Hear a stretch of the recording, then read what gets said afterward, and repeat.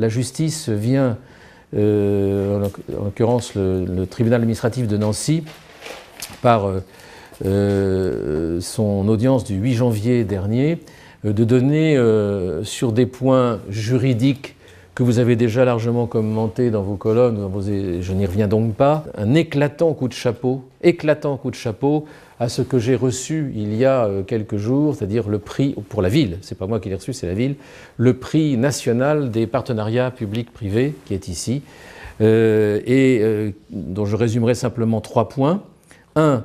Concernant le financement du centre aqualudique, le tribunal administratif constate que l'apport de la ville, qui représente moins de la moitié du coût d'investissement total, est totalement légal.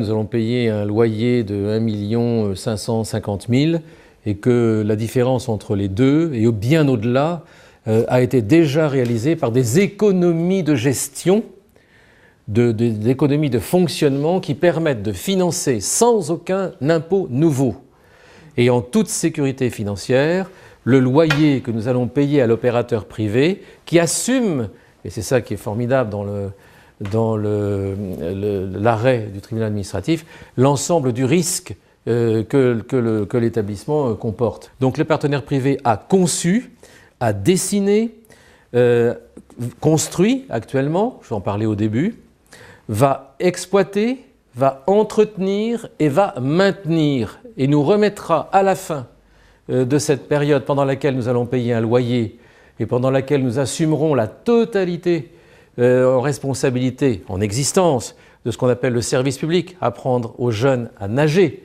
Nous allons assumer la totalité de la direction de cela et la totalité de l'effectivité de l'apprentissage pour les enfants, pour les scolaires, pour les personnes âgées, pour les bébés, et tout ce que je disais au départ dans l'aspect social des choses.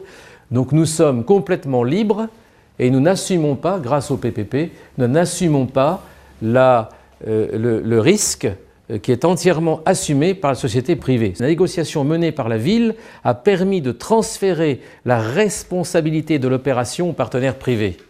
Quoi de meilleur, quelle meilleure reconnaissance que le bien fondé de la procédure que nous avons choisie préserve les intérêts de la cité. Et puis, enfin, concernant le coût des loyers dont je viens de vous parler, payés par la ville, je vous ai donné les chiffres, hein, c'est public, c'est ouvert, je suis quelqu'un avec mon équipe de totalement disposé à donner tous les chiffres.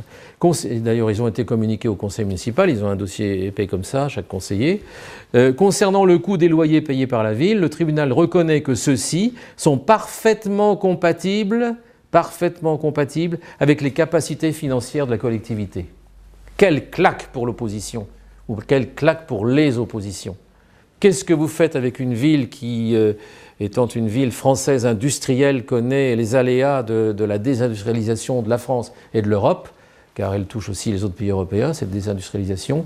Une ville confrontée à la concurrence internationale, quelles sont les pistes de sortie? C'est nécessairement long.